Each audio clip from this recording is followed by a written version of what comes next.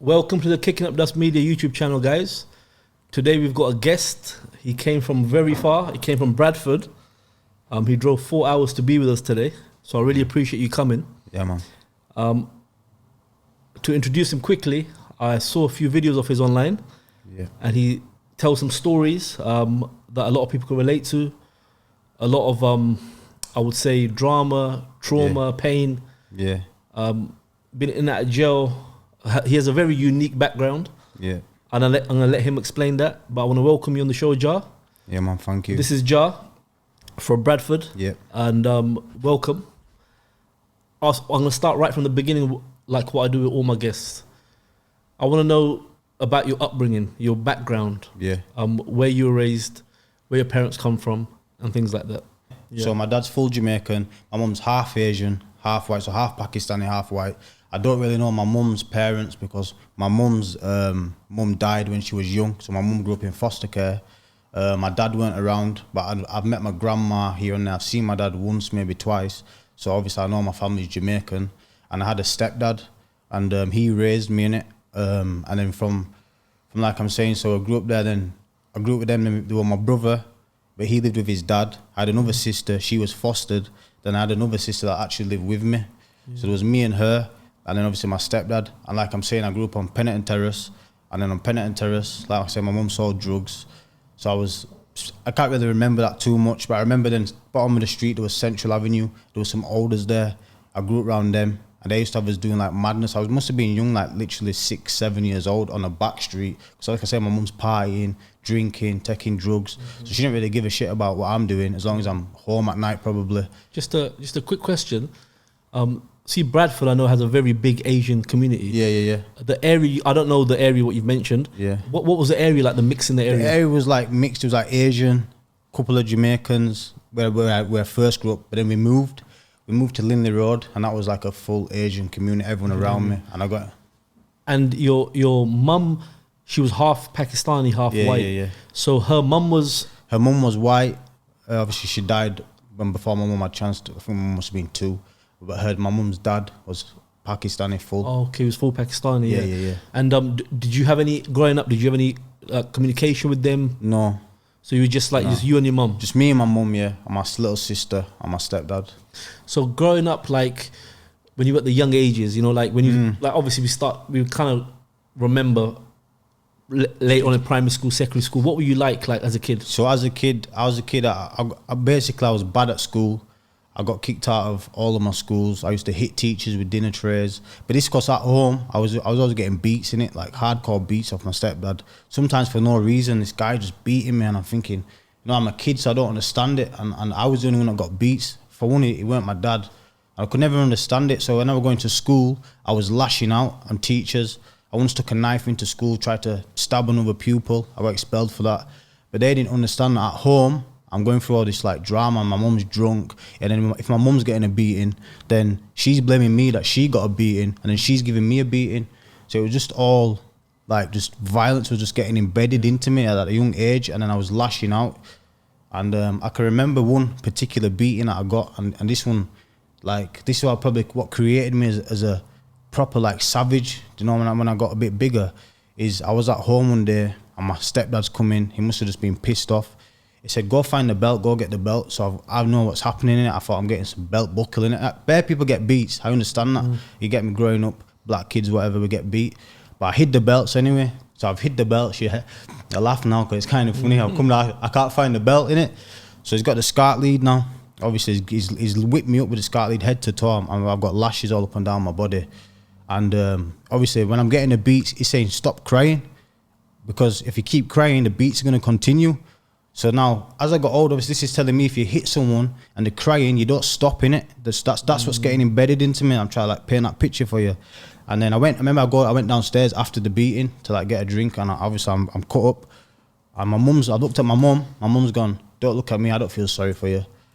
So then from that day, like I love my mum now, but as a kid I didn't understand, and I started to hate my mum, I hated my family because I'm just catching these beats. And that was really my upbringing. Like just violence. But when I was out on the streets, like I was getting beats off the olders because I grew up around West Bowling, and in West Bowling it was like a black Jamaican area.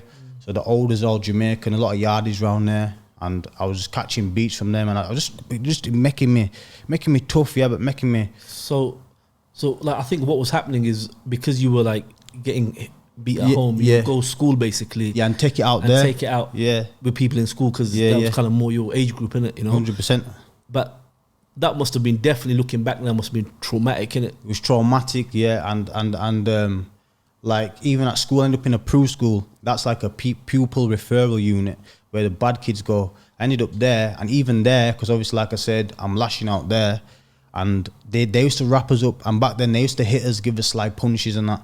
So it was all just getting The actual teachers, like they'd wrap us up. Like in prison where you get wrapped up. It's not as bad as that, but they pin you down, sit on your back, kind of like breathe. You know what I'm saying? They're brocking you up, but in like a legal way. Yeah, in a legal way. You know what I'm saying? So it was all getting. Then I'm going home and I've been bad at school. So what's happening at home? I'm catching a next beating, and then it was just all just violent at that beginning stage. That from like the age of, I'd say, 6 to like 10, 11, and then I moved from that area to a different area called Great Orton. With your mum? With my mum, and obviously how old were you at this time? I was probably about 11 when I moved there. Just before you start year, like end of year 6 or about 11. Going towards secondary school, Yeah, going towards there, and I moved there, and I remember I walked to the shop and I met a guy that I knew from PRU school, and he said, "Come on here with us." It was like the street. This is like, I call it my gang now. You know, that's what, like, I went and met him. This was the first time, and then I started going around them, and then crimes that I was committing was getting like worse. It went from just beating kids up and doing petty theft to like stealing, robberies, twacking cars.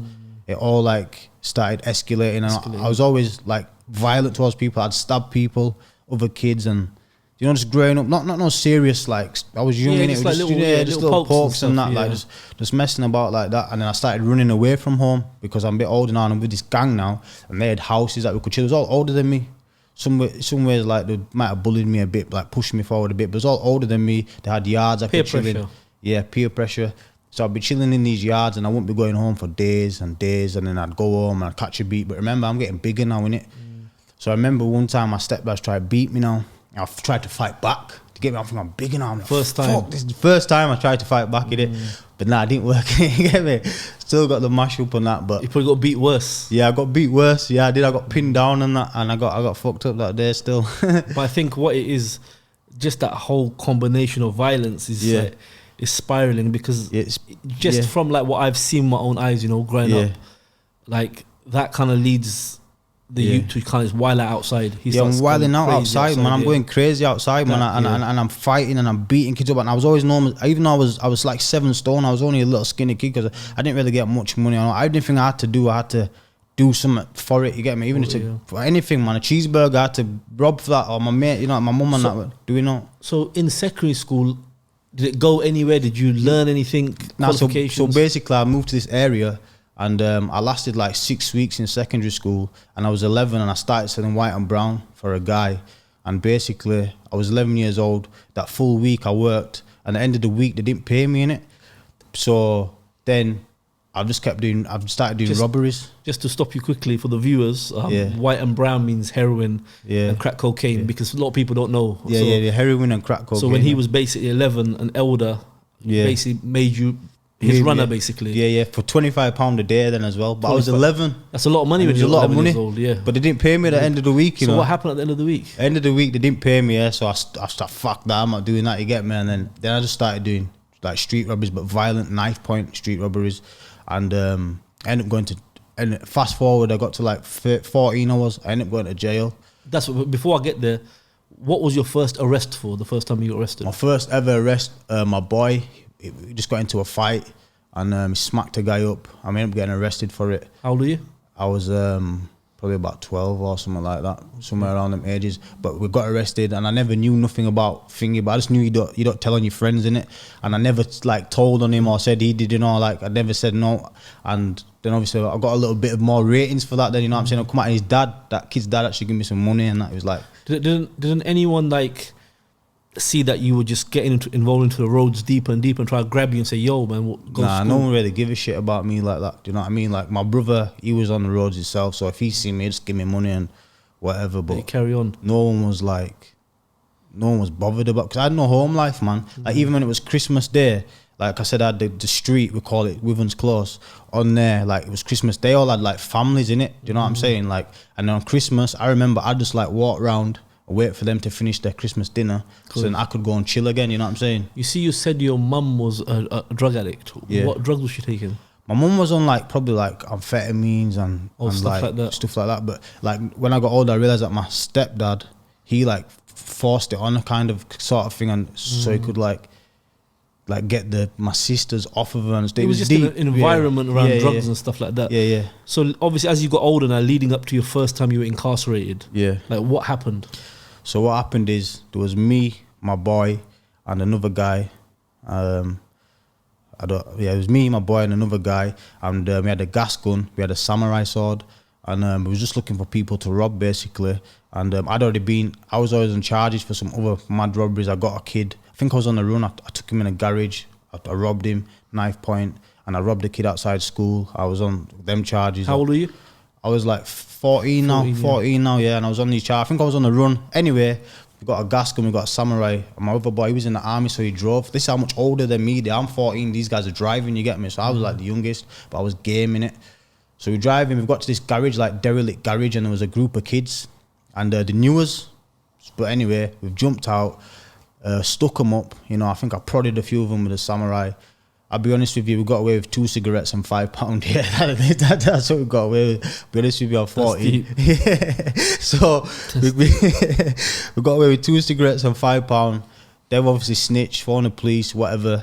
Then I've been arrested. I've been on the run for a week or something. You know, as you're young, you can't really fund that stuff. I couldn't anyway. Boom, I've got caught.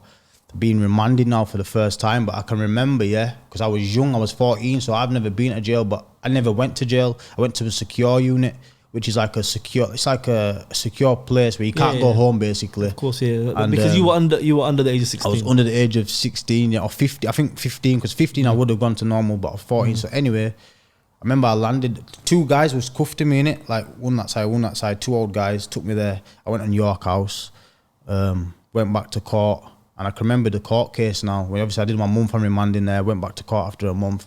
And I remember the solicitor coming down saying, you're getting 99 years. I said, 99 years? Like, I can't really remember how I was feeling, or I thought I'd be lying if I told you. But like, it was when IPP was kind of popular. So he was on about IPP in it, 99 years. So I'm thinking, he goes, but if you go guilty today, you'll get 2.5 years. But even then, I'm thinking 2.5 years. Wow, this is like, I'm never getting out. You get me? I think he was trying to just get you to plead out. Yeah. But I didn't know that then. He was trying to get me to plead. Yeah, so I went guilty. I remember I went into the court, and one of my boys were there. They're both older than me. I was in the middle because I had bare charges.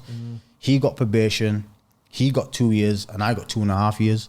And then at 14 years old. At 14 years old. That's a long time, you know. Yeah, and I went back, and I thought it was a life sentence. I couldn't see the end of it. You know what I'm saying? I didn't understand it. Really. Half, right? Pardon? Yeah, do half 15 months, yeah. So I didn't really but I didn't understand it at the time, and I thought 2.5, I didn't know. So anyway, I was in secure unit, nothing major happened there really, you know, a few fights, a few little dramas, twisted up. I was a little shit in there, I was always kicking off. I kept up that anti-authority. Just to ask you, are the secure units, are they allowed to put hands on you if you... Yeah. They allowed to wrap you up? Yeah, they wrap you up, man. They fuck you up, man. Punch you, knee you, and get your wrist, that old trick, you know. And the other kids, like... in the unit are from a similar area? No, from all over. Some are from London, some are from Manchester, you know, up and down the UK. Country, and some of them are murderers as well. And when you were in there, did they give you any help? Like anyone come see you? You get a key worker. And you know what? Shout out that key worker, man, Miss Lee, man. I swear. Did you try? Yeah, she was when you met her, she came across like aggressive and like she's gonna be this like horrible woman. But when you got to know her, she was cool, and you know they try to do what they can. Try what they can, innit? There's so many people to help, innit? When you're that type of person, and I always say I kept up my aura. You know, certain man they be on road and stuff like that, and they go to jail and the little like bitches like fold and stuff. Yeah, they fold and they don't keep up that aura. But me, I always kept up that aura. You understand? I didn't turn into a little. I didn't know Cat D, no none of them. Never had none of that like you know stuff that good people. So did you go from there into youth offenders? I went from there on my 5th, because I was that much of a problem. On my 15th birthday, they shipped me out. Like literally, as soon as they could possibly get rid of me, they sent me to HMYI Weatherby. So obviously this is my first time That's in Yorkshire, right? in Yorkshire. That's in Leeds, yeah, like next to Leeds. And I remember I've landed there, and I never knew that obviously they couldn't put you in a dirty pad. I didn't know the ins and outs of jail. This is my first time I've landed in here. They put me in a pad with ants and bare rubbish, but obviously I thought, fuck it, I don't know what to do. How did you feel like? Because it must have been the layout must have been different to the secure unit, right? Yeah, proper jail in it. They got the bars, you got the windows. How did you feel? I was like I was nervous in it, bro. I'm not gonna like gas it up. I'll probably even a bit shook, you know what I'm saying? It's my first time thinking I don't know what's gonna happen. I don't know nothing. I didn't know, and I've got put in these clothes, and I'm not allowed my stuff and stuff like that. And it was just different. And there was a lot of big kids in there. When I was in Wetherby in 2008, like 15-year-olds looking like 21-year-old men, like some big physical guys, and it was just a bit of a shock to me. You get me? And I was in there a week, and a gang war happened because of me. So I've come from secure unit, and when I was in there, there was a kid whose big brother was in Wetherby, but that kid told me he used to smoke crack with his brother. I didn't know that's a disrespectful thing, but I've landed on C Wing after my induction, and that kid shouted at me because I had some exclusive gels. So in jail, if you have certain colour shower gels, they're like certain man want to do little trades. Back then anyway, that's how it went. And this guy shouted at me, I was like, oh yeah, I know your little brother, you smoke crack with him. That's it. Yo, what? It's on in the morning. This is my first night, so I thought, shit, man, it's on in the morning, you get me? You said the wrong thing. I said the wrong thing, but then come out in the morning, got into it, don't last long, bells, and then that kicked off like a gang war in prison straight away. He got moved to ENF wing. But why did it start like a little beef? But people took your side and some people took his side. So basically, he was from Grimsby, innit? And he's landed on F wing where I didn't even know, but I had my co-D, who got 2 years, and my other two boys that I know from road. Okay. He's landed on their wing saying, I'll just beat up this guy, Janaya, yeah? He didn't beat me up. It was like a 5-second fight, but I probably did lose, I don't know, fuck it anyway. But my man landed on there, so they rushed him in it. Oh, they rushed him because you're the code. So they with me, so they've rushed him. So now I didn't even know about line route. I'm new to this. So they've come on that route, yo, Janaya, yo, shouting me like that, it's jail, innit? So I'm like, shouting me. I'm going, yo, he's like, yo, we fucked my man up, we fucked him up. Yeah, so I'm like, yeah, all right, cool. Youth offenders, boy. Yeah. And then it just got into it from there. We had to do it at the gym, but this is where it really popped off now.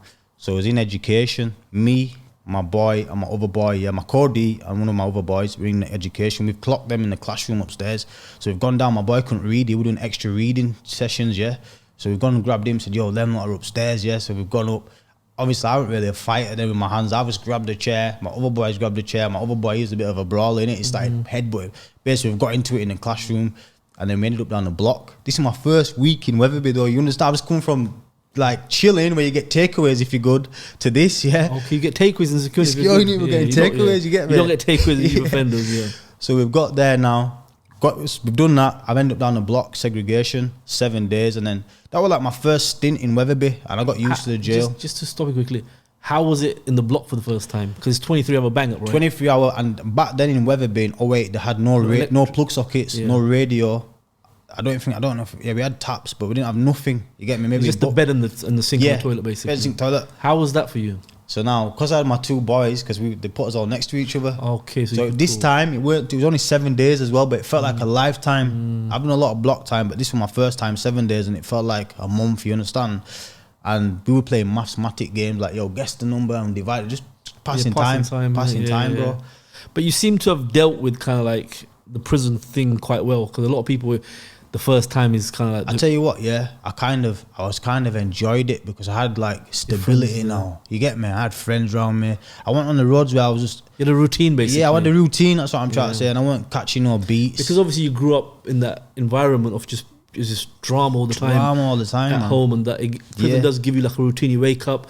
Yeah. I don't know if it must have been the same in Wetherby, but in youth offenders, they make you do your bed. Yeah. You got like you have bed to pack. You have to make your bed. So it gives you like some. You got to be up. You know, if you're not up, so it must have gave you like a different type of routine you've never had before, innit? Yeah, 100%. Whatever. But at any point, did you think this is long? I don't want to come back here. Well, at that time, no. I thought I was cool. I thought I was the man in it. I thought, I've been in prison now. I got out after that sentence. I was released on the 10th of the 3rd. 2009, and then I came out of there. I was out 1 week. So you're about 16 now, right? No. I'm still I was 15. Oh, 15 I went months to jail when I old, was 14, so I was 15. It was March, so I was just before I was 16, so it was March. I came out and 1 week, because my mum, I've come and see my mum, I could see that she's a bit, you know, like like getting worse. Does that make sense? And I'm just like, I'll be back. I went out, never came back, got recalled. I was out like 3 days. I got my full recall and I didn't get out, but now I know jail, innit? So when I've gone back. Straight to Weatherby? Straight to Weatherby, yeah. And then I've gone back and I ended up getting transferred on my What did you get recalled for, sorry? So basically, there was a house party going on. I was upstairs with a girl. We would just, you know, do what you do in it. I was come out of jail, and downstairs, all the man that's in there messing about, they're robbing the house. I literally had nothing to do with it. I didn't steal nothing from the house. It was a recall though, innit? So but I got recalled and I was on tag as well. So boom, I got recalled for that, and I've gone in, but I know jail now, innit? So I'm kind of used to it, yeah. No one's telling me nothing in it, so I'm banging out. I got shipped out of there on my 16th birthday. I got transferred from there to, it can't be my 16th birthday, you know. Yeah, 16th birthday. I got transferred to Castington, which is in Northumbria. I got shipped out for being the ringleader of a gang. That was on my, it must be my 16th birthday. Northumbria's kind of like up north. Up north. So when I've landed up there, at first there was a few guys I know, they'd been like sent up there, but they all went. So up there it was racist back then. I can imagine, yeah. Bad racist. And they don't know the difference between like an Asian guy, like Pakistani, African, Jamaican. Like, they don't know. They're just calling me a Paki. They don't care about that. Yeah, they just call me a Paki or a black this or black that. But I'm banging. I'm not one of them guys you can say that to. So I'm coming out, I'm banging out these Sunderland guys. I'm banging out, I'm fighting. Even Screws were racist. I'm headbutting them. I was going crazy. I ended up doing like 5 months of my sentence there in the block. But when I've been banging out, I've gained respect now. Because people know, yo, he's on it. Fight back here, yeah. Youth offenders, they respect that. I don't know. I've gained respect, and they didn't want didn't really, like, I got in there then. The bullies is trying it with you. Yeah. If you allow it, they'll carry on. If you fight back, they'll stop it. Yeah, and then I met a guy from Manchester, and me and him trained together. He was from the Gooch gang. We and him was training together, and then I got out of there, but I got out there hench, I got out there big, but straight away, gone home. Mum's even worse. I'm thinking straight back on the roads, innit? Instantly. I think it was within that week, I was back selling white and brown, heroin and crack cocaine for this guy. So when you came out of prison, like, you started working for a gang? I started working like for a gang, olders though. But to me, I was still. What was it? Heroin and crack again? Heroin and crack, yeah. Pebbling, basically. Yeah. So I'm on the streets, and these guys, basically me and my boy Little D, yeah. Like, God rest his soul, he's dead now, yeah. But me and him, he was my best friend, and me and him, we used to cut the items in half, innit?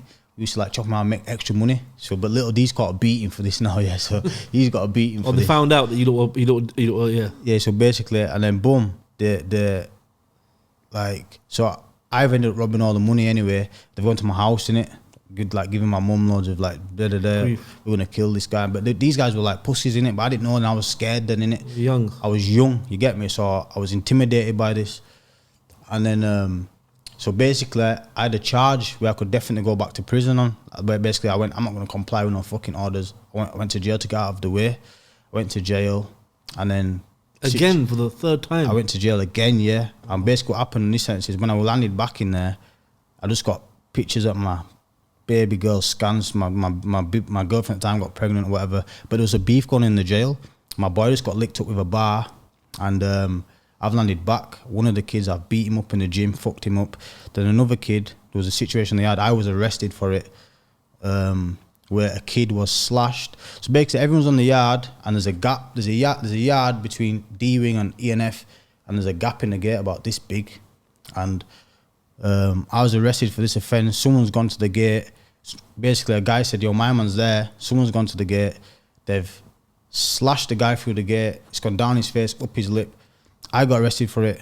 I remember him saying he had like 40 stitches in his face. That's a jail thing. Yeah, but then I've gone to the block for that offence. So they put me down the block for 28 days. Then I got NFA'd, got arrested, got NFA'd, and I got out.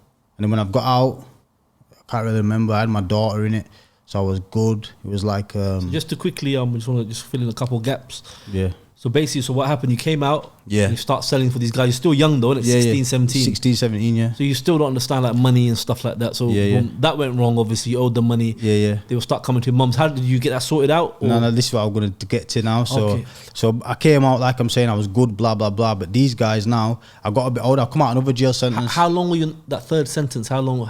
I only did a month. Oh, just a month? Okay, yeah, I did a month. So they're still on your case for the money? Yeah. And then when I've came out, I've done another, like I said, I stayed out of jail for a bit. My daughter was born. I stayed good so you for kind of going in and out and in and out, yeah. And then boom. What's happened is I've come out of jail, I'm fresh out. I was kind of bigger, but I've come out of like HM, like the older jail now, like Marshgate. Yeah, so I'm 18 now. 18, yeah. I'm driving up the road, and this guy that owed the money to, he see me in the traffic. My boy who was with me too said, just jump out, bang him in it. So I've jumped out the car, and I banged him to get me, sat him. You get me? Sat him. His boys have run over, tried backing him. I fucked him up. I fucked them all up. You get me? So you're much bigger than I'm bigger now, innit? I'm gaining my... And then after I've done that, I felt good because he deserved that, bro. The guy who come to my house, putting my mum through shit, thinking he was a bad man. I'm so happy that I knocked him out. You get me? He was hurt from that as well. He was hurt. He had to wear sunglasses and that big plaque. I fucked him up, yeah. And then, so I'm getting bigger now. And then after that, I've started like committing more... Serious crimes. Serious crimes, you can call them, innit? Like, I can't discuss them all, but I did like, just bigger robberies, bigger type you crimes. You said in your videos that was more your thing, robbing and stuff. Yeah, I was more of a robber, like, I was more of a robber, but before I started robbing drug dealers and stuff like that, I was a grafter, innit? I was getting the money in from doing some serious robberies. Then I ended up on a charge. There was nothing to do with me, and rightly so, I found not guilty. But what was the charge? It was people got like a home invasion robbery, like tie-up stuff, yeah. And I was rightly so found not guilty, but here's what happened. So I was out doing all these crimes, and basically police officers said that was me. I was remanded. A lot of stuff happened on this remand as well. But I was looking at 20 years. Between 13 and 20, my solicitor came down on the last day of trial, said expect between 13 and 20. But whilst I was on remand, this is my first time in Armley now. I'm 21 now. I'm in big jail now. My cousin was on F-wing. He was getting like parcels. I don't really understand this stuff, but he was blessing me with phone, whatever I need, phones, whatever. And then on the wing I was on, a parcel was coming over. He had like 40 Zs of spies, whatever phones, and I was allegedly, I was spun in the morning. They thought I had something to do with that. And I was spun and moved off the wing. I was moved on to C wing in Armley. And then what happened is, plus I'm stressed out, I'm on this charge, I've not done it and blah, blah, blah. But I've gone, and I had to have a phone basically. So they moved me off that wing where I was comfortable, had everything nice, patterned gym. You know how it is in jail, everything's patterned. They put me on C wing. Obviously they've spun my pad to find my phone. When I've gone to C wing, I've had no phone. But I needed the phone, I needed to chat to people. So my boys come up to me, I said, who's got the phones in here? It's like, my man there. This guy was in jail for spraying a Mac 10 on the back of a super bag. I don't know what he did. I walked in his pad, his thing was on charge, I've took it. He's come behind me, following me down the landing. I spun round, punched him, knocked him out, yeah. He's trying to crawl up the railings and I try to get up. I've gone behind my door, yeah, I'm using the tech now. Scout stole my boy. He's going, nah, yo, Jah, it's my phone, bro. But me and Scouts did basic together, it was cool, innit? Yeah. I said, you're lying, bro. It's my phone, you get me? What you know about? It's mine now. You know he's in jail for you lying. He's like, nah, come on, Jah. I was like, all right, cool, let me use it. I'll give you it back. So give me it back. But guess what? I still need the phone, innit, bro? So now I've gone, yeah. In the morning, there's some kids that had a phone. I've gone to his door in the night time, bang. I'm coming for you in the morning. I thought it was untouchable, yeah. I shouldn't have done that because what he's done on the night now, he's got prepared, innit? I've given the Scouts guy? No, not the Scouts guy. The guy you punched? This is the guy I punched, forget what he's done. Okay. Yeah. This is another guy in the wing now. So I've given Scouts the phone back. That situation's dead out now, yeah. But now on the same wing, I still need the phone now because I've given that one back to Scouts, you get me? So now I've gone down the landing. These other guys meant to have a phone. It was from Keithley, so some white brothers. I've gone to his door, I said, yo, I'm coming for you in the morning, yeah? So now, what's happened is they've got ready.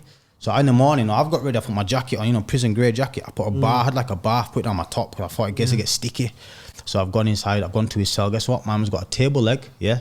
Hot custard. And a knife, yeah. I don't know. I think he had a table leg in his hand. Well, he did have a table leg in his hand. I said, "Yo, come then." My man swung the table leg, hit me here. He snapped my arm. My arm snapped, but I couldn't feel it at the time. Adrenaline. So what have I done? Whipped out the bar, zoom, vroom, licking him. His boys come running behind me with a knife, and I've come out the pad. I've gone back down the landing. So my back, the chapels there. I'm going towards the chapel. There's no one can come behind me now. This guy's running at me with a knife. Guess what I'm doing? Vroom, vroom, Vroom. I'm just fucking licking him up, bro. But the stupid guy kept running off and running back. Vroom, vroom, vroom. Knife on him. These times, yeah, the knife on him like a little shitty blade. I've got a bar. I've got the leverage in it. So now he's finally realised, yo, I'm getting fucked up. I ended up breaking his arm. Fucked him up, you get me? But there are no cameras on see. Then the screws come down the landing. Yes, I'm gonna get back down the fucking landing. I'm going crazy. Get the fuck down. The screws ran off. Now they've all lined up on the bottom of the landing. Yeah. The riot squad. Not even riot squad. There's normal screws all lined up. Yeah. But now there's the SO and he's cool. SO Knowles. Yeah. And he's come up the landing. He's gone Tomo.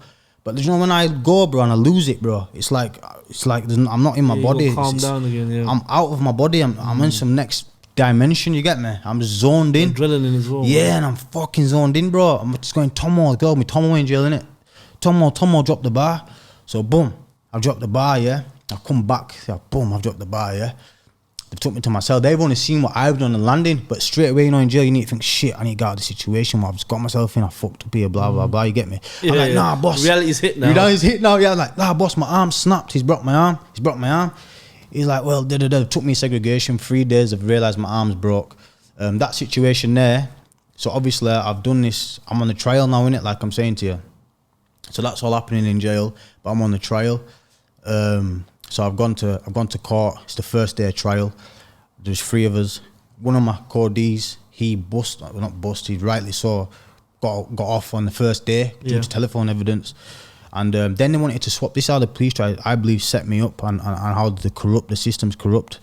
So now that he's left, that jury's seen him leave. Then my solicitor, I don't use them no more. I don't disrespect him because I did good things for me at times, but it was a bit booky. Come to me and gone, do you want to swap the jury?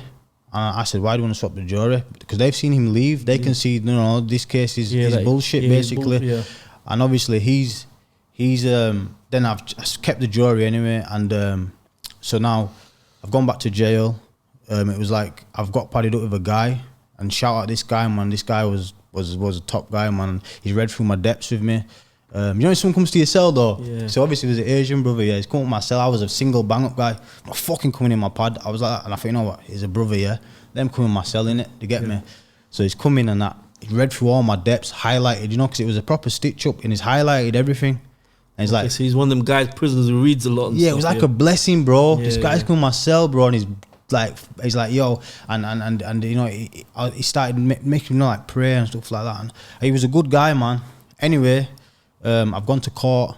I took the stand in it because obviously I'm telling the truth, so I'm gonna go up there. So it's like you don't have to take it. Yeah, because the barrister always tells you don't take the stand. Basically, I've took the stand, and but let me tell you something. 2 police officers stood against me, and they was found out to be liars.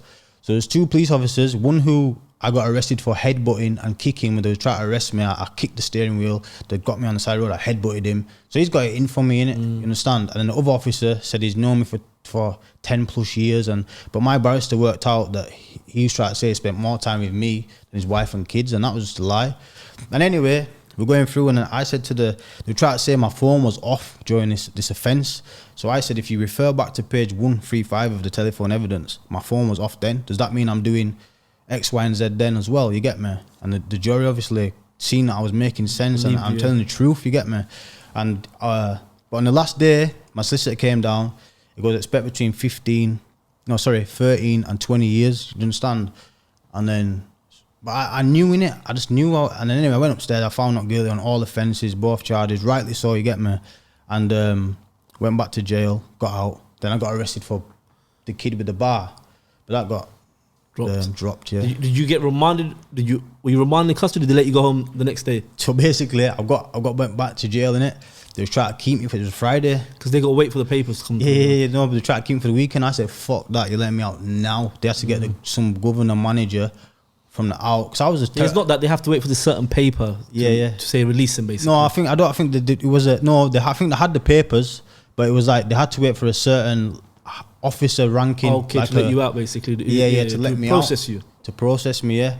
But they came in from home. She thinks she lived not far from the jail because I was one of them guys. I'm antisocial. Fuck that. I'm going home. Innit? Yeah. We'll give you £700 a night. Nah, fuck that. Man. I'm gonna go home. You get me? I came out and then this is when I came out. Had 10 cars waiting outside for me. You know, everyone's happy. I'm home and that.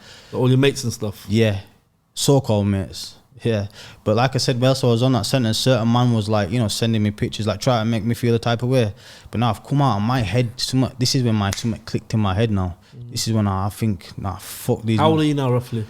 Like, when I come off of that one, probably about 22, innit? Maybe 20, maybe still you're 21. You're much older now. I'm much older now. So what's going on now is, obviously, I've come out of that few man that was violating and taking a piss. Like when I was a kid, when I told you certain man used to bully me, I smacked him up.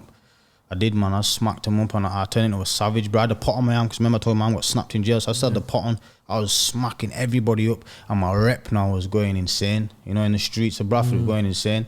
And this is when, like, gang wars started kicking off and stuff like that. And I got arrested for a few things.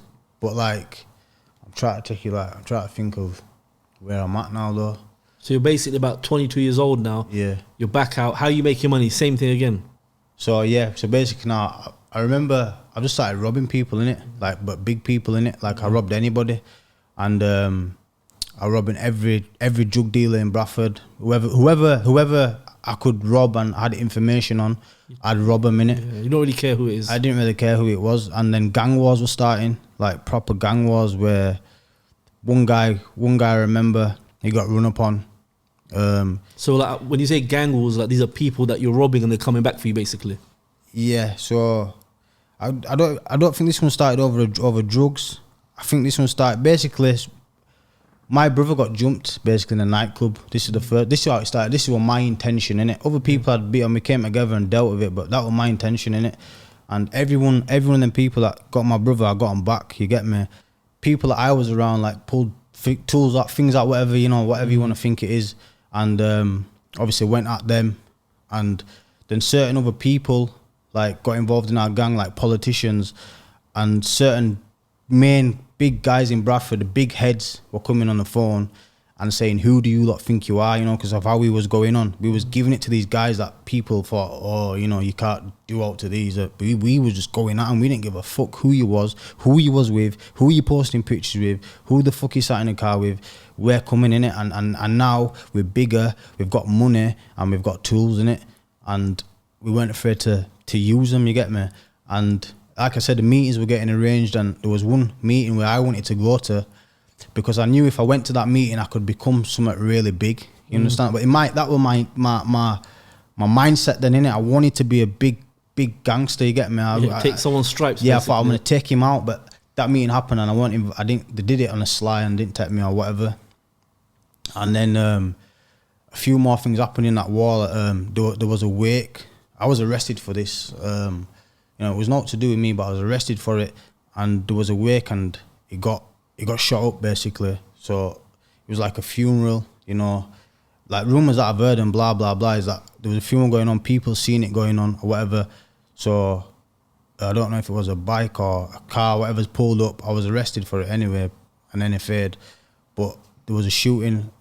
Then after that war kind of went dead. Do you know what I'm saying? Like, and do you know as well, when you're beefing on road as well, like we did have beef for those people, but when you've got beef, other people slide in. Yeah, of course, yeah. Do you understand what I'm saying? It's very political, yeah. Yeah, so because a lot of people have their own axes to grind. Yeah, so a lot of people thought that was us. Like, I was arrested for it, but like, you know what I'm saying? Yeah. I think someone else come in and whatever. But that happened, and then that beef went kind of dead.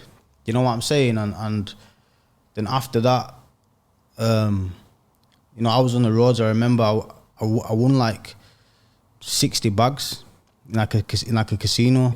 Was this your first big amount of money? Big amount of money in one lump. Yeah, one lump. You get me? To myself. We was getting big amounts of money, but it was like 5 man on it. Yeah, of course. Do you know what I'm saying? So this was my first big amount of money, and I bought a brand new S3. The K. I bought a 58 plate one. Then I bought a brand new one. And what year was this roughly? This was 2016. But this was 2000. It was a 2015 reg car. Okay, yeah. So it might even have been a 15. It might have been 250. I remember it was fresh. I paid like 33 bucks for it. Either way, it's fresh, yeah. But like I said, these shootings was happening in it. So what happens when you're beefing like that is police.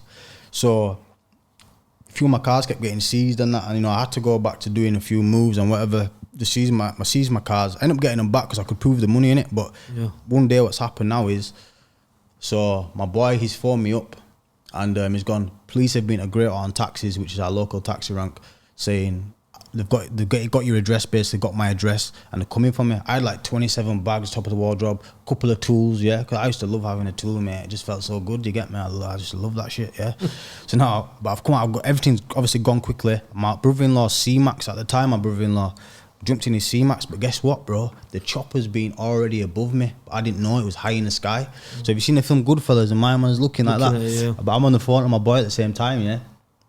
I'm saying, yo, bro, this chopper's following me. He's like, bro, who do you think you are? Because I'm like miles away from his house. Yeah. I've got to his house. I said, bro, it's come lower. Is this his new house? He said, go to my old house. Now I've clicked on you, it's following me. So he's on, yo, get to the hospital, quickly get to the hospital and run through the hospital. So I've gone towards there and I'm getting blocked in by arm response. Choppers come lower. Obviously, they've got me, guns down. Yeah, I'm thinking I've made it now. To get me, I'm fucking official now. Yeah. Choppers follow me. Can I just ask you just a quick question as we continue the story? Like, while all this was going on, was any drugs, taking any drugs? Like, yeah. So obviously we was partying. I never really used to party, but I started partying. I met a certain girl, and I just kept partying and sniffing cocaine and just like still out. Like, people are getting dragged out of the houses and beat up with axes. Would you say the cocaine made your actions worse? Yeah, cocaine made me go into deep thought.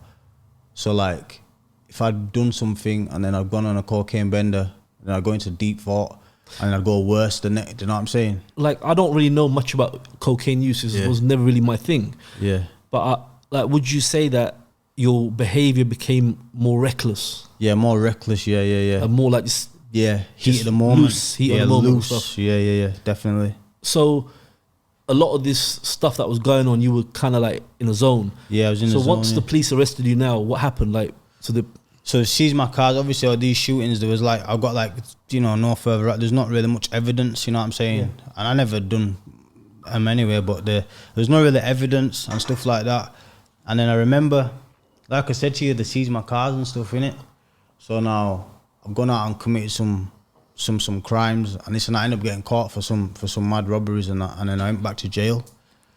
So this time I'm in Morelands. I'm in Morelands now. Adult prison, right? This is adult prison. I'm just trying to think. Yeah. So this is adult prison. So I'm in HMP Morelands, and I'm doing my sentence or whatever. So what have you gone to jail for now? I've gone to jail for like a robbery. Okay. So like how long did you get? Like I got 2.5 years. Okay. 2 years, 8 months. Yeah. It went not too serious, like a ramrod sort of robbery. Yeah. I've gone to jail. Like I said, but all them things that I've done on road as well. So I remember I've gone to jail, but I've landed in, I can't remember which sentence it is, man. I remember, so I've gone back to jail, but I don't know if one time anyway, I've got all these gang wars are going on, and I've landed in prison, in it. So obviously when you've been doing all this stuff on road, it still happens in prison, innit? Yeah. And then I've been shipped to a jail where it was full of their gang in it. Yeah. And I've gone out on the yard. Nothing really much happened. I've ended up in Morelands anyway. When I've gone to Morelands, I've been in there, phones, whatever, blah. I've been on a wing. I was in with the brothers in it. So I'm with the brothers now. And one of the brothers come to me, and it's called Hilias. He got deported back to PK, immigration issues. And there was an incident on the yard where some kids have started on him. Then there's a group of guys have been on the yard, and the kid was stabbed in it. I was took to the block and transferred out of prison for it, but he was stabbed. He was stabbed proper in it, like 3 times. Once in his belly, once in his heart, once in his shoulder, and they had to cut him up and save his life. He almost died in it. That's what I heard anyway. And then I was got whatever for. I got took to the segregation, transferred back to the Leeds, and then I got out of jail, and then there was some more robberies went on, and then yeah. So what age would you say once you come out of that sentence? Roughly what, 25? Yeah, like 25. Yeah. I'm trying to keep a timeline. Yeah. And like your thing was really robberies, isn't it? Robberies, in it. So you just rob anything. Like whether it was legal or illegal. Legal or illegal, like rumors that I've heard, a few, like it doesn't matter. Like, I get it. You get what I'm saying? I know many people like that, they just rob whatever comes up. Whatever comes up. It doesn't matter legal or illegal. It doesn't matter. That's your thing, robbery. Yeah. So like selling drugs was never your thing. No, but I sold drugs and I did make a lot of money at certain points in my life. One thing, Bradford has a big drug market. It's a massive drug market. It's been very well known for years. So you've come out of jail now. You're what, 25 years old? Yeah. Back to square one, basically. Back to square one, and then obviously I end up getting chopped.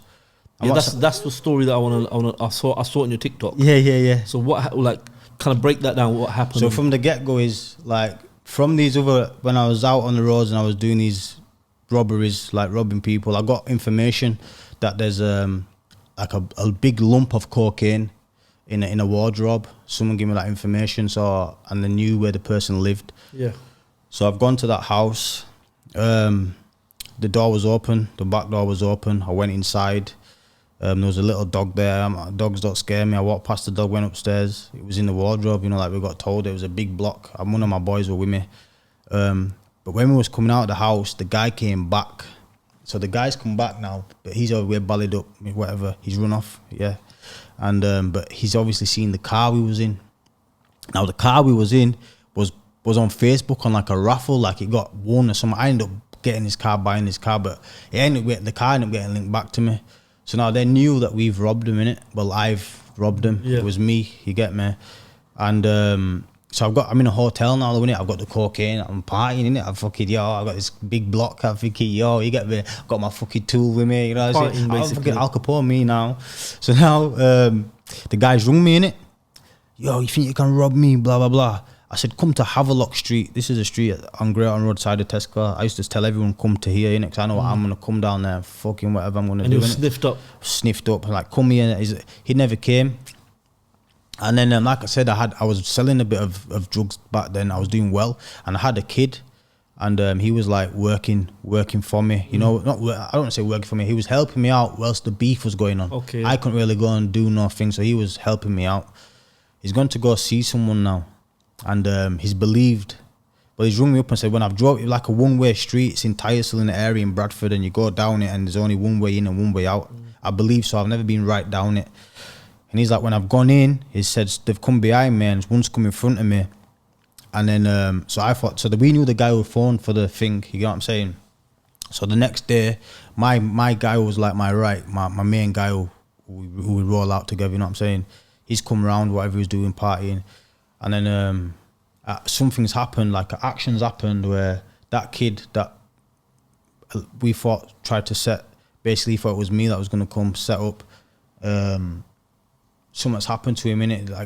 Like people have gone there, things have been, tools have been used, yeah? And after that, because of the level of violence what was used in that situation, after that setup, he went kind of dead. But their guy who was like their main guy, he was like in jail, who would really get involved in beef. So now the beef's come kind of dead, but then he's come out of jail. My boy seen that guy's missus in a takeaway. I think he spat on her. I'm 100% about it. I think he spat on her. Your mate spat on her? Yeah, and said, your boyfriend can't do shit. You know what I'm saying? Something along them lines. Yeah, that's a problem. Yeah, so now obviously he's had to do whatever he's had to do. Then I think it was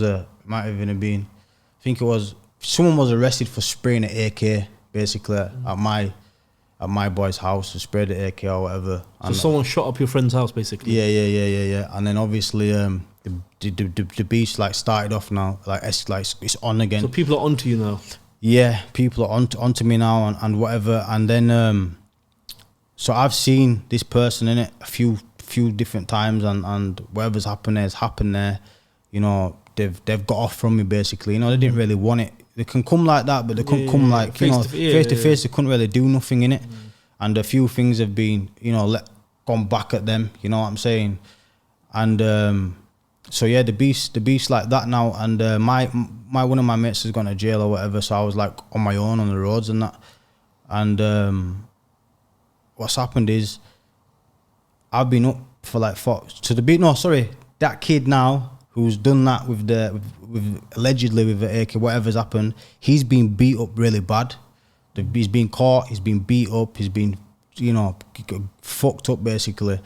And then what's happened is I've been like partying it. Like I said, I used to be robbing people, partying. I'm taking loads of drugs and that MDMA, yeah. Been up for like 4 days. I've jumped in my Jeep. I've come out the hotel, I've jumped in my Jeep and I'm waiting for, I'm going to look for my missus, sorry, because you know you've been up 4 days, your missus arguing. I'm looking for her now. And when I'm going to look for her, I've seen them in it on the opposite side of the road. And they've been in a car and I've been in a Jeep. So I've come across like the central reservation and drove straight out of them, bam, rammed them in it. But I'm not thinking straight. You've rammed them? I've rammed them. Because I've been up for 4 days. So I've hit them and then they've been on a 4-day bender basically. Been on a 4-day bender, yeah. I literally no sleep for 4 days. Like I fell asleep outside my mate's house for about half an hour. So boom, I've rammed them now. But guess what? I now know because like the beef, obviously whatever got sorted out, and I've heard that basically they were looking for somebody else that day. So when I rammed them, they've been really, really tooled up. They've had like machetes, you know. They were actually looking for someone else. And I've rammed them. It's fit, you get me? So now I've rammed them and then my Jeep's kind of buckled and then obviously I thought, fuck it, I'll have it with them. So when I've spun back round, gone on the right side of the road, they've come behind me, I thought, fuck it, I'll have it with them. Stopped, they've jumped out with the tools, bro. So now it's like fucking hell. So I thought, fuck it, let me get to my local, innit? So they're following me, chasing me, whatever. I've got to my on foot or in the car? In cars now. Okay. So I've got to my local thinking, right, I'm going to bump into someone, it's going to pop off. But I had something put down. So I've gone to where the thing's put down, but I didn't have time to get out the Jeep and get it without them coming towards me with the tools and that, whatever they had on them. So I thought, fuck that. So I've got to a part on Grand Road, I thought, fuck this. Bam, rammed them in reverse, yeah. And now, because I've been up for days, the Jeep's only stalled, but I thought my Jeep's broke. So now I'm thinking, shit, fuck it. So boom, the axes come through the window and other guys come to that side. And then boom, I've kicked the door. He's fell over, got into it a little bit. And I thought, fuck it, I'll get off in it. I thought, let me get off, you get me, it's a sticky one, the tool up, you know, I'm slipping basically. So I've got round to a corner anyway. Obviously I've been up for 4 days, I'm fucked, you get me, I thought, fuck this man, I can't run, I'm fucking in it. Try my best. Boom, axe has come, hit me in the back of the head, obviously dazed me a bit, hit me in the front of the head here, I got this slight scar. Yeah, I've seen the scars on you. I've seen the scars on your TikTok. Yeah, they hit me here. Then obviously I've gone down in it, nothing I can do. And they're just chopping the fuck out of me, bro, yeah. I could see the scars on your arms. Yeah, I got scars here, I got this one, I got my leg with the lump there, and they had to take arteries out of this leg, but that's a different part. But I'm in there, I'm laid there now, and they're just chopping the shit out of me, bro, yeah. And I swear down, I was looking at the fucking sky, bro. Were you still conscious? Yeah, I'm conscious. They didn't knock me out, you get me? And obviously they're hitting me in my head, they're hitting me everywhere, bro. I'm just looking, and I'm in pain in it, bro. And someone must have shouted something. They must have been zoned out hitting me in it. Someone must have shouted something, and then like they've looked up, and it's like obviously must have put something. I don't know. They've run off anyway. But I'm fucked up in it. I can't move. Then my brother, because when I was getting I rung my brother and a guy called Gaj, good mate of mine. Gaj has come, and Gaj started praying in it, you know, in his language and that, saying, "You're gonna be all right." Again, I always looked at Gaj. I'm like, Gaj, I'm gonna die, bro. Because that's how you feeling it. Like, you feel like I'm gonna die. It's like, nah, you're not gonna die, you know, and whatever. They went in an ambulance and got rushed to hospital, bro. You know, just a couple things I want to pick up from that story. Like, you said you were on a 4-day bender. Yeah. MDMA and whatever. Yeah. With me personally, I've never even tried MDMA. I don't even know what that is. Yeah. I don't even know what it looks like, you know? Yeah. So, like, for me, like, when I was on road, I understood the dangers of getting caught slipping. Yeah. So I didn't get high like that. I moved like correct. Yeah, because I'm not that guy that's gonna get caught slipping, inshallah. So them type of drugs, any drug that kind of just put you out of your senses, I wasn't interested. I didn't really drink alcohol, you know. It's very I probably could count on one hand in my whole life. Yeah. How many times I drank alcohol, 2 hands. It just wasn't my thing, because it kind of made me lose my focus. I was kind of not in control no more. I didn't like that. I always wanted to be in control of the situation. Yeah. So the only thing I'll really take is weed, because weed didn't do that to me. When you take drugs like MDMA, you said you'd be up for 4 nights. Well, this is 4 nights, no sleeping. No sleep.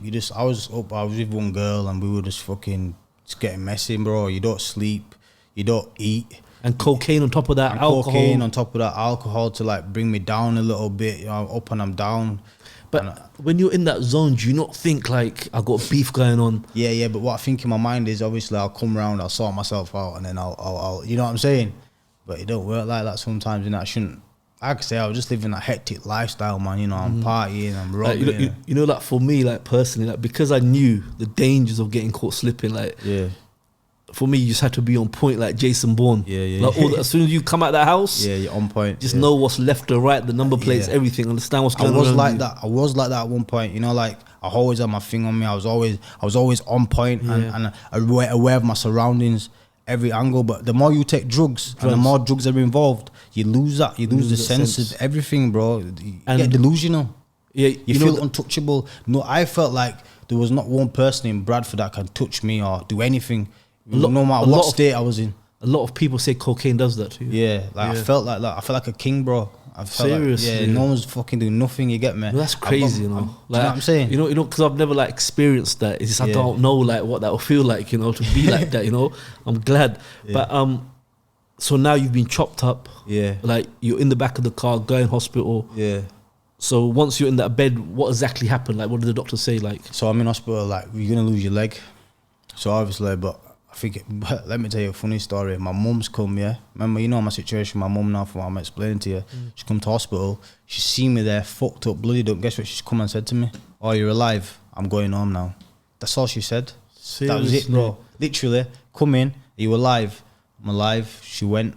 How did that feel? It was just, that was my mum, innit, bro? You get me? So that's nothing new to me. So you just neither here nor there. Bare people have obviously come to hospital. I've told them to go away, because you know when you've been defeated, bro, and you're in that situation, obviously it's not happened to you, like you said, you was on point, but obviously like when you've been defeated and you feel like a king, maybe like a professional boxer, I don't know, you get beat. Yeah, I understand. So I told everyone to go away, and I was in hospital, went through a lot of situations in there, you know, like, you know, this can't happen to me, basically, you know what I'm saying? And I had certain man that, basically one guy came to hospital and said, listen, what do you want to be done about it, basically? And at the time I said to him, forget about it, bro, I'm do this thing myself or whatever, But what I want to get into is all them people, got out of bed for him and gone down to nightclubs because they were scared of certain man. I've basically risked my life, you get me? I could have got jail sentences or whatever, And when it came to them returning that favour or even like backing it, no one wanted to really be down or be there in it. So it kind of opened my eyes as well in that situation. But like I said, certain man came and said, what do you want to happen about this? And I was like, fuck that, blah, blah, blah. And then certain people come to hospital just to see you defeated and try to like get information and see what's going on and put things in your head. And there's just a lot of horrible people. And this is what I realised. This is what, like I started taking steps to thinking, obviously you want retaliation and that, but then you think, you know what I'm saying, look at this, like these people are not down for you and they're not there for you. Do you think that's the first time in your life you start questioning like how you're living? Yeah, straight up. Because you're in the hospital bed by yourself. So how long were you in hospital for? 1 month. For 1 month? Yeah, a month, yeah. Wow, so the wounds, how many wounds was it in total? The hospital recorded 57 wounds. 57 wounds, yeah. So they kind of, that was an ambush, like proper, Yeah, I knew that. Obviously, I probably could have died, you get me? Luckily, I got a tough head in it. Kind of blessed in a way, you know. So this is, what year is this we're talking now? This was like 2019, this happened to me. A few years ago now, 3 years ago now. So once you're in that hospital bed now, remember, the drugs must come out your system. Yeah. So this is my, like, apart from prison, because even in prison you get weed and you get certain bits and pieces. Yeah. So you're in the hospital bed now, so I'm assuming like you're drug free. I'm drug free, but I've got morphine and all that in my system and codeine and all that going into my, they had it injected, like running through my blood in it. But even in a hospital and that, I was going a bit, I thought like, I was having delusions, thinking the nurses would try to kill me and inject me with stuff. And at night time they were coming and trying to inject me. I was pulling the needles out, and you know I was having, because they had to keep my leg at 40 degrees hot, and it was summer. This happened in July 4th. It happened to me, so it was hot summer, and they had to keep my leg at 40 degrees. So the room had to be very, very hot. Oh yeah. You get me? And it was just causing me so many problems, bro. But it saved your leg though. Saved my leg, yeah. You know, and I thank them nurses and doctors now. You know what I'm saying, but. So once you spend that month in the hospital, come out, what happens next? So I come out and I go to Sheffield, innit, because I thought to myself, I need to recover. You know what I'm saying? First thing first, I can't walk. I need to recover. But, you know, because I've got But you can't walk at all at this time. I can't walk, I'm on crutches. I can't, this leg was kind of okay, the left leg, you know, but this leg couldn't even touch the ground. But because of my heart and my determination, I was on my crutches, yeah, sweating like a mother thing. I'm hopping to the gym. The gym was like 2 miles from where I'm staying. I was on my crutches and I'm hopping there, I'm getting to the gym, and when I'm pulling down, like, say, the back machine, it's like, because this leg's got a big scar all from there to there, that's like ripping in pain. I'm taking the pain, I think I need to get better, I need to get stronger. But what's happening whilst that's going on is my missus who I was with at the time, we kept going back and forth to Bradford, we kept falling out, because, you know, when you're in that situation, in that state, bro, it's like, you don't know around here, fuck off, you get me? But when she's going back to Bradford, she's coming back and telling me, oh, people are saying you're scared. Where are you now? I'm in Sheffield. Oh, Sheffield, yeah. People are saying you're scared and you're this and you're that and blah, blah, blah. So I thought, you know, fuck this. Let me go back there and then, do you know what I'm saying? Ego. It's like even, ego, bro. Ego and pride, innit? It's like even, you know, 50 Cent when he gets shot, he goes away, innit? You seen the film, innit? He goes to recover and then he comes back. But look, people were chatting shit. So I thought, fuck it, let me go back. So I've gone back and I had my own line then as well. So when I was in Bradford, before this happened, I was selling, you know, heroin, crack cocaine, whatever. And I had my own line, so I switched it back on. So I gone to Bradford, fuck it, might as well I need money in it. And I remember this day, so my missus, at the time, who my missus was, my leg was hurting. I've been hitting heads all day on myself. I was frontlining myself on crutches. I didn't really trust no one no more. You know, drugs have fucked my head up a bit. I've sent. You back on drugs or you clean now? No, I'm not on no drugs now. You're clean now? At the minute, I'm clean. Okay. For now, I'm clean, yeah. But it didn't last a long time. But I was clean till I got better, basically. And I've sent her to go and see this head because my leg was hurting. I've been all day. I've been whatever. Like, she's gone, and these guys, obviously, that have already got me, they know I'm back somehow. This is how man I'm moving ratty. They know I'm back. And so what's happened is she's going to hit the head. On the way back down, she's seen the 5 Jeeps. So 5 Jeeps full of guys, obviously ballied up outside my house. She's hidden a guinea. Obviously, she's rung me saying, they're outside your house. She's hidden a guinea. So I've grabbed a knife thinking, I'm still at the door. But I'm fucked. You know, they start chopping that leg again. I'm done in it. Yeah. And then same again, man. A few people did come and they went and had a look and blah, blah, blah. But it was the same again. No one really wanted to back it and blah, blah, blah. Do you know what I'm saying? So then a few big heads that I know, you know, they got involved, you know, elders and this and that, and things got put to bed. And squashed it, basically. Yeah. Had to be done in it, you know what I'm saying? But, like, the way man moved around me, because like I said, I was flying high in it. I was on my tool. Everybody was getting it, anybody and anybody.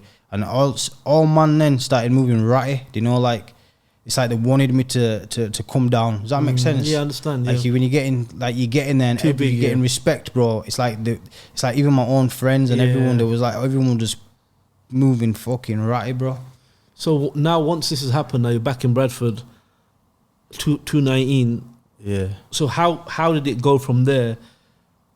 And for you to say, I'm done with the road, I don't F this.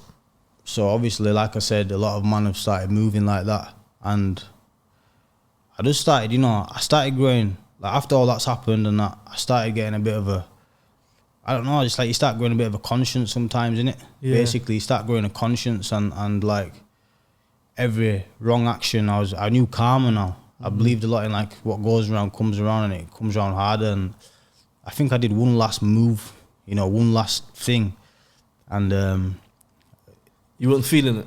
I weren't feeling it, bro. You know what I'm saying? Like, I did it, and they were like, nah, this ain't for me, you get me? And what happened in that situation was a very sticky one, and it was like, fucking nah, man, I'm not doing it, and then that was it, really, bro. I just started to change my ways a little bit, you understand? But then obviously, my mental health was bad. Do you get me? Like, when I'm moving on the roads, I'm really paranoid.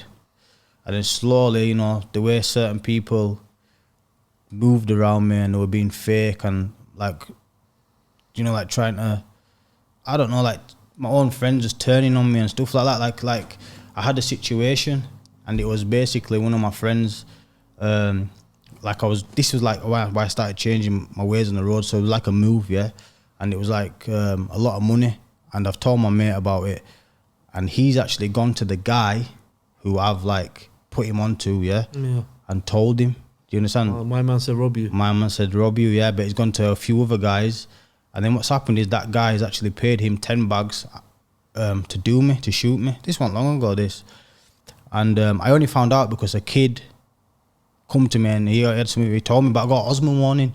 And I couldn't realise, so like I said, I was a little bit off the roads. I hadn't really been doing no. I got Osman warning. I couldn't understand the Osman warning.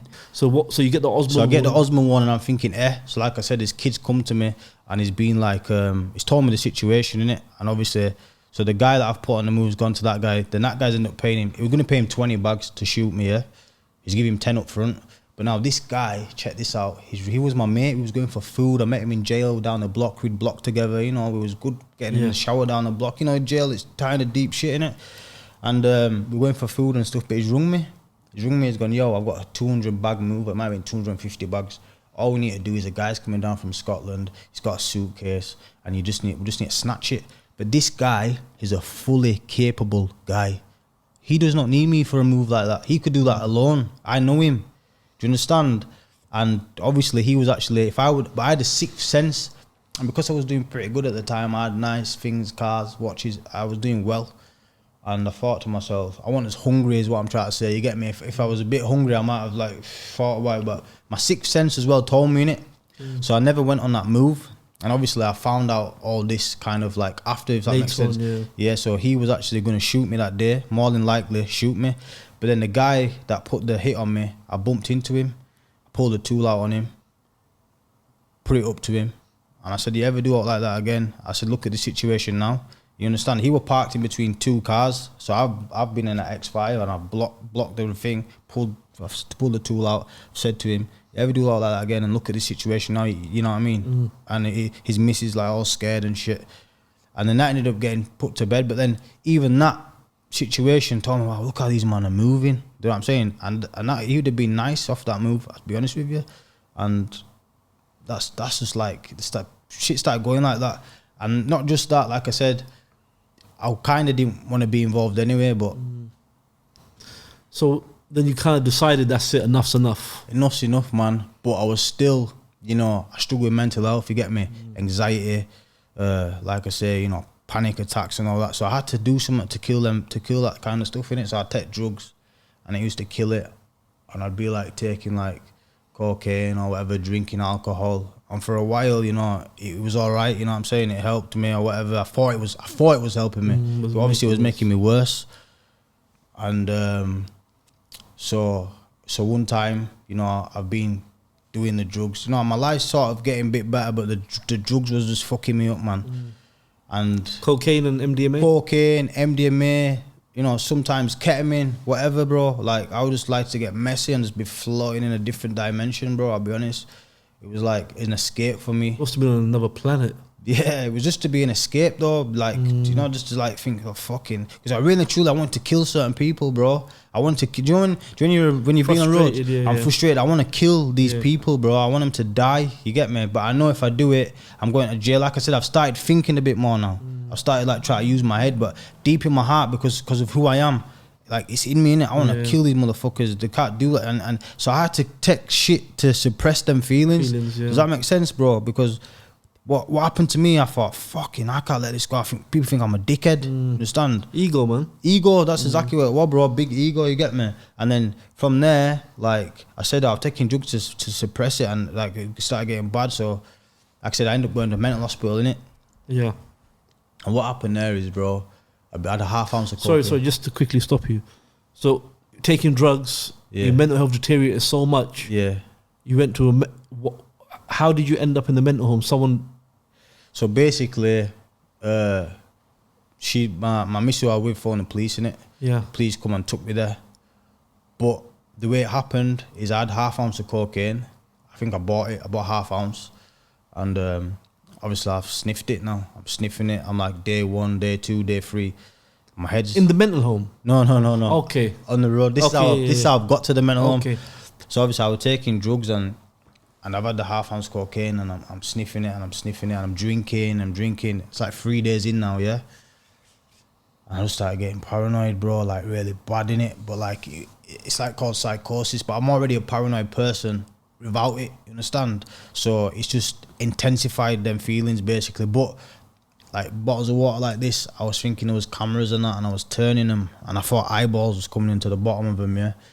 And then I swear down, bro. And then I thought like the person I was with at the time, I think they knew what I was going and was playing games with me, and they was holding up like the thing, and the green lights were coming through it, and I was thinking people are getting lasers. And then I seen a van outside, and it said technology and support.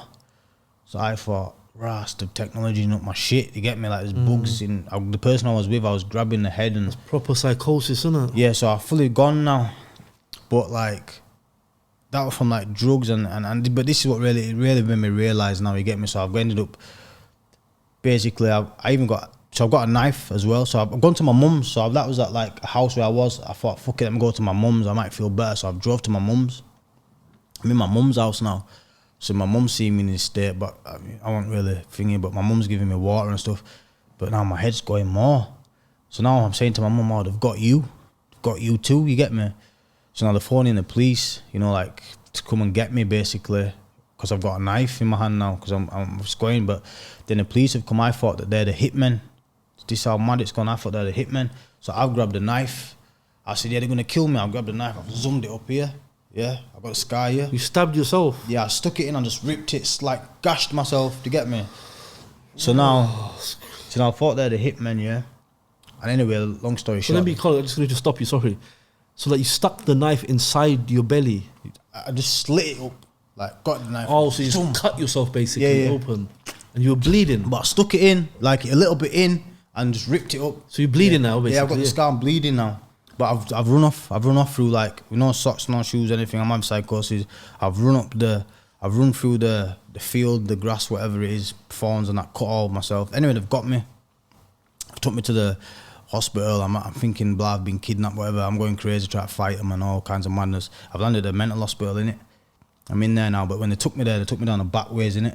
So when they took me down the back ways, I'm thinking basically like, down the back ways, and I'm thinking that they're gonna like kill me down here or something, because they've not took me through the hospital, you get me? So I'm down the back ways. I've gone in and there's 4 guys now, black guys in white overalls, and they're saying some madness, and I'm thinking they're gonna kill me or chop me up or whatever. But then I've coming round now, and it's slowly but surely I've come round, bro. And then I just, you know, I'll be honest with you, bro. I have to be honest, innit? I can't lie on here, bro. I broke down in it, bro. I fucking cried in it. I like fucking, what the fuck, Jah, man? That's what I said to myself, innit, bro. I've gone from being fucking, you know, up here, bro, like flying high, doing all these things on road, nice cars, watches, chains, money, power. Like I had every, like I felt like, you know. Yeah, and now I've gone through all this madness, and then it's just like it's caused me to block feelings of hurting people. I've fucking killed myself. So basically, me wanting to hurt other people has destroyed me. Me not being able to let go of certain things, like hate for other people, whatever you want to call them, and like it's just destroyed me, bro. So, you know, like, so once that happened, so they came and took you, or you went there yourself? The mental hospital. Yeah. They took me there. The police like took me there, dropped me off there. But I only did like, I didn't get sectioned fully. Yeah. I'd stay there for like 48 hours, and they let me go in it because it was like a psychosis sort of thing. But I come out, and even certain man around me was still wanting to go and party and whatever. And I started to realise, man, fucking head up. Fucking my head up, bro. Then I had like certain people that was in my life then just try to just fuck me up, bro. They didn't care about me, you get me? So then you realise. Can I stop you? Like you see what it is? You see when you're in that world, yeah, everyone's living just madness. Yeah, everyone's madness. getting high. Yeah. Like the last thing I think people do in that world is think about other people's feelings. You understand what I mean? I don't think they do it as being bad-minded. Yeah. I think that's just is a very selfish way of living. You know, it's all about me outside. You know. Yeah. So you know, like just like listen to your story and just the drugs, like.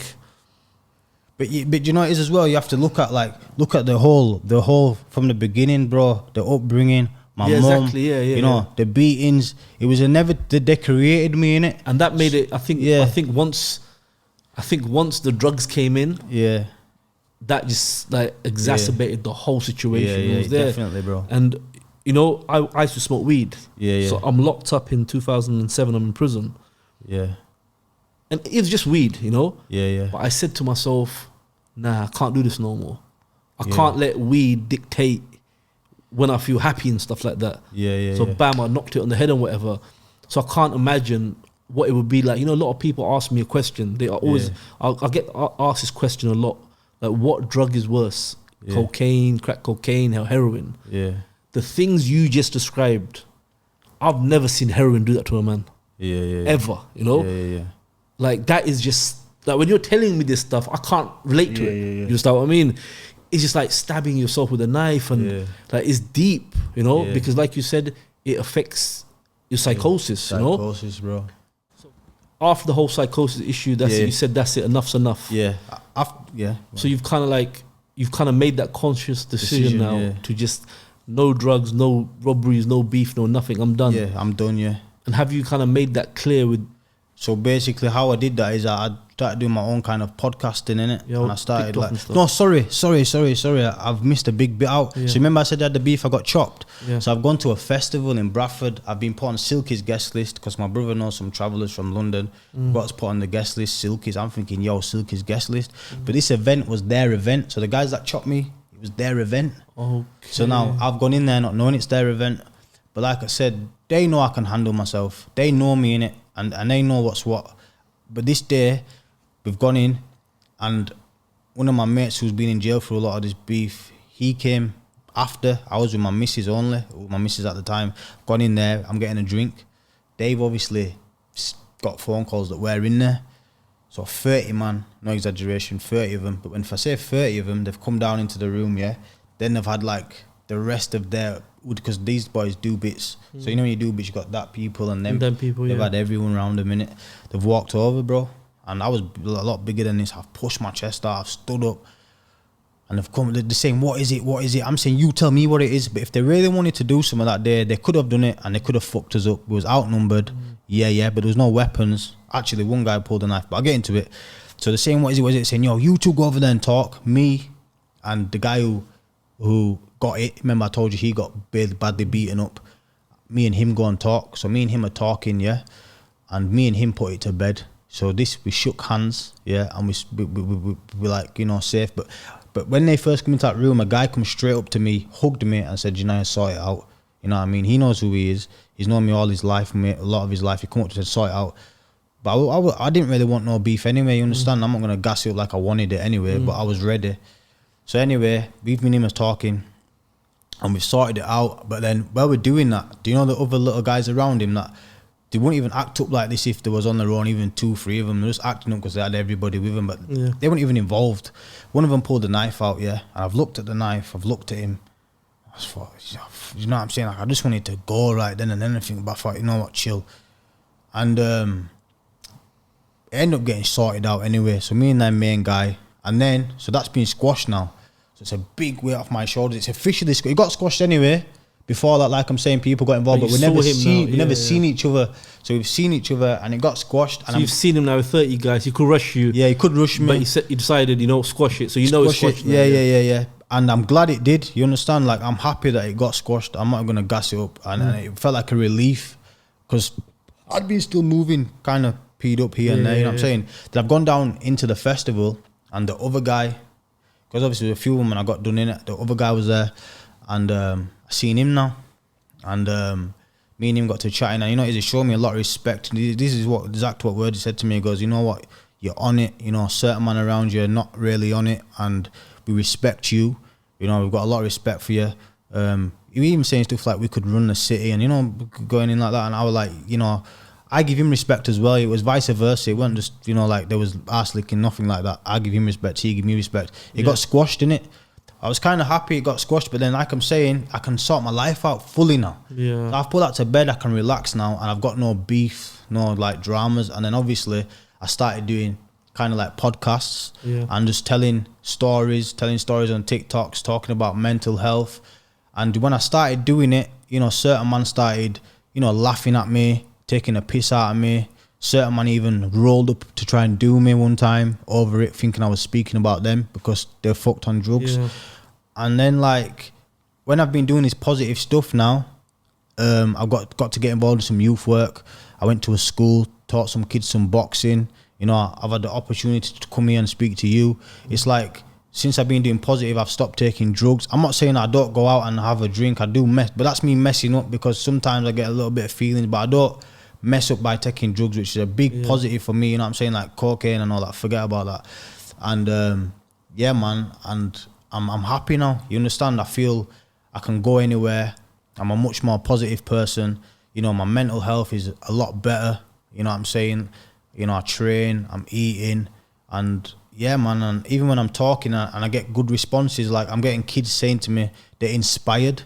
I'm inspiring them.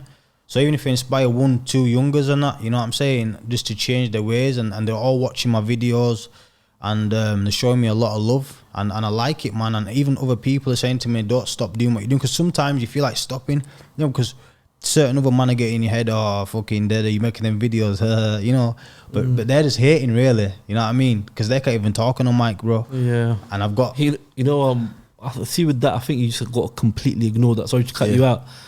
I had a break one time when I started podcasting, and Young Spray said something very similar as well. So man saying to me, "Are you doing the podcasting thing?" Well, what's all that? And I looked at the guy, I was like, "Bro, you sell crack cocaine." yeah. Like, what on earth? Like, what? Like, where is your mind? You're trying to advise me not to podcast. Yeah. But you're on road selling crack. Yeah. Like, it just didn't like make no sense. It don't make no sense. So like I said, you can't even watch that type of stuff. So yeah. One thing, like what you've even said yourself, like you've seen your mental health improve. Yeah, improve, man. Since you left that life alone. Yo. Since you... I sleep at night, bro. Exactly. One thing I will say to you is this, like the best advice I could give you. Like, you've made it clear now to all your enemies, look, I'm done. Yeah. I don't want no beef, I'm off the road. Yeah. That's important.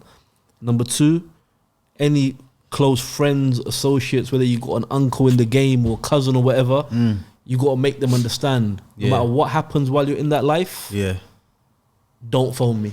Yeah. Like, you have to, like, you just have to make that clear. As well. You know? I've said it. I made that to one of my close boys, you know, who was like my right arm on the road. You know, I was his right. We was tight, and I've made it clear to him. You know what I'm saying? That, look, bro, I'm not on it, bro. You know what I'm saying? I'm happy for you. Do what you're doing, and I can only give him advice to say he's not going to stop in it.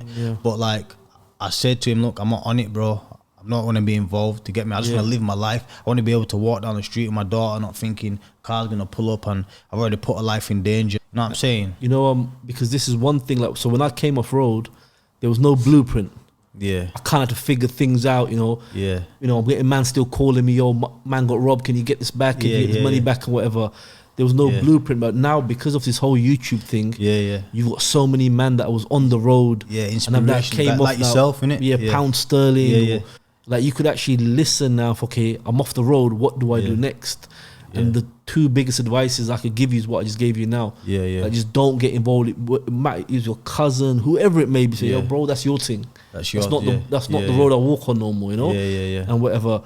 But like, your main objective right now is to keep cool with your mental health. Keep cool with my mental health, and I also like to get anybody. That's why I talk about mine. I put the TikToks on about my mental health if I'm not sleeping, because I know a lot of men go through these struggles and problems, but they don't want to speak about them, and like, so I just speak about it just to let them know they're not alone as well in it. Because if I can help someone with my situation, then I'm happy to do that as well. You know, get what I'm saying? Trust me, man. You know, people don't understand mental health on road. Yeah. So many people have mental health issues on road. Everyone who's kind of spent a significant amount of time on road. Yeah. But a lot of people don't want to even accept they got mental health issues because it's like an ego thing, you know. Yeah, I like it's like before. I was in segregation, in Armley. I went down there. Basically, I was on a prison visit with my missus. We had an argument. Someone behind me called me something while I was arguing with her. I turned around, I beat him up on the visit. Another person's visit, I beat him up on the visit. I got wrapped up, took to segregation anyway. But when I was down there for 7 weeks, and I'm like, I had a phone down there and everything. I was nice, but that don't fucking prevent my mental health, does it? I started hearing voices, bro, in like the 7th week. And so what's happened is, I didn't want to tell the screws, because like you said, it's the ego thing, the pride. They're gonna think I'm crazy. Yeah. But I got out of that situation. I thought, how am I going to get out of the situation? And I resorted to like violence or whatever, and basically had a few arguments with a few schools just to get basically out of that segregation. You get me? And I got out of there. I got transferred. But yeah, like you're saying, it was the ego. When was the last time you were in prison? I went back for 3 days in COVID. Just 3 days. Just 3 days. I ended up in segregation. I headbutted the officer, and you had to wear masks in it. Yeah, COVID. I've come through the survey now, and I didn't have a mask. This officer, where's your mask? I said, they didn't give me one in reception. Everyone gets a mask. Gone through the survey, and you know, in jail they expect like officers to people on the survey, they expect them to like help them, back them up. But I've done bare jail. But when I've gone back now, because I haven't been for so long, it's kind of changed. The screws are young and dumb, and they expect the survey to back them up. But one of the guys on survey, my good boy anyway, and the other. So the officer's looking at the survey. I'm thinking, what the fuck you gonna do? Officer, I bang headbutt officer, end up in segregation. I end up getting out anyway, and then that's the last time I went in. Yeah, but you gotta try to keep away from that now, man. Yeah. You know what it is? I do not want to go back. I'm not on no really charges at the minute. I'm on a suspended sentence, but that ends in December. That's from like that's from 2019 or something like that. You're working as well, so I'm working, yeah. I'm working, window fitting, learning a trade. Yeah, I think that's really important, you know. Yeah, keeping busy. Keeping busy, definitely, man. Keeping busy, bro, and going into schools and that, teaching kids a bit of boxing and stuff like that. You've got a YouTube channel, what's it called? Just Jah, negative to positive. Just Jah, negative to positive. I'm going to put the link in the description box below. Yeah. You could check it out on TikTok as well, right? Yeah, TikTok, Jah LTS. Yeah, I'll put the link in the description box below as well. Bless, yeah. Yeah, man. So it's been, you're 29, right? 29 now, yeah. Like I said, you're still young, man. Still young, you know. innit, You still got a chance to man, really kind of turn it around, man. If you stay on this road what you're on now, you look back in 10 years, man, and be in a much better place than you would have on the other road. I'm a lot happier now, man. Like I said, bro, you get me? Good things, like positive things are happening, man. It's good, like... It's good, man. It's just like... You just seem happy. Yeah. You know? Yeah. Like when I saw you were smiling and like, you know, you seem cool, like, and that's important, man. And like I said, with all them dramas you had, just leave them to one side now. Yeah, like I'm happy it's all sorted and everything's blessed, you get me? And Yeah, like last thing, you know, most of them guys that you've left on the road, in 10 years' time, they'll probably still be on the road. That's what I said, man. That's a vicious circle, it's a bro. Vicious circle, and if you don't man. if you change nothing will change. Yeah, exactly, man. And the good thing is you're learning a trade, man, and that's going to help you if you stick to it, you know? Yeah, 100%, bro. Definitely, man. Anything else you want to add? Nah, bro, man, I appreciate you having me in it, you know what I'm saying? Cool, I've been watching for a year, you get me? So and you inspired me, bro, by listening to your stories, you know what I'm saying? And I like the one about your friend from jail, and you went and met him and he had the cancer. That's how life can change, innit? And like, I'm not a very religious person, you know what I'm saying? I have been at the masjid and I have prayed and I believe in angels and stuff like that, but I'm not practicing hard. But when you die, obviously something's gonna happen, innit, bro? And look how fast his life changed. And it don't matter, you could have Ferraris, Lamborghinis tomorrow. You can have cancer, mate. And so you have to be working towards that sort of thing, innit? What's gonna happen? One step at a time, man. Knowledge is power, innit? You've got to take your time, read a book, and just take it from there, man. And like I said, the main thing is you're off that road. That's like the most important thing, man. Because trust me, when I look back now, like, I see just the vicious cycle of bread going round and round and round in a circle, man. And it's deep, man. Dead or in prison, innit, bro? Anyway, mentally fucked. Like I said, anyway, like, you know, is a thing of, remember, no matter what anyone says, is your life. You have to live your life. No one can live your life for you, you know. No. That's the thing, you know. And everyone has their tough days and easy days. It's just life, innit? But one thing is, man, you got to add to your life what helps. You understand what I mean? 100%, Like me bunning a zoot right now, it might feel good right now. Good in the time, good in the like, moment. You know, in the moment, but I know it's not going to feel good in a few hours, you know? Yeah. And whatever. So that's what I'm saying. You got to add stuff that's going to benefit, you know? You got to keep planting them seeds and keep moving forward. Yeah, man. But I really appreciate you coming down. You came down from really far. Guys, I hope you enjoyed that. Yeah, man. I was kind of really into that because of your upbringing. Was, you know, it was you know, topsy-turvy and stuff like that. So it's deep, and it shows you a lot of people go through a lot of trauma growing up. And that's why a lot of people end up in these situations, prison and stuff like that, is because, you know, how they grew up, not understanding wrong from right, you know? 100%, and it's only as you get older, like, you know, it's the same principles a man will have at 15. You ain't got them same principles at 25 because you've learned between right and wrong. You know, I know certain people that would do street robberies at 15, but they would never do them at 25 because they know it's wrong to just rob people like civilians. You know, so you just learn and you got progress as a person, man. And sometimes you got to always look at the person's background of how he grew up and what he went through, not as an excuse. But just to understand. Product to my environment. Yeah, how a person ended up where they did, man. Anyway, guys, his TikTok and his YouTube link is in the description box below. Check it out. Thank you for listening. Kicking Up Dust Media. Share, like, comment, subscribe. And see you guys soon. Peace.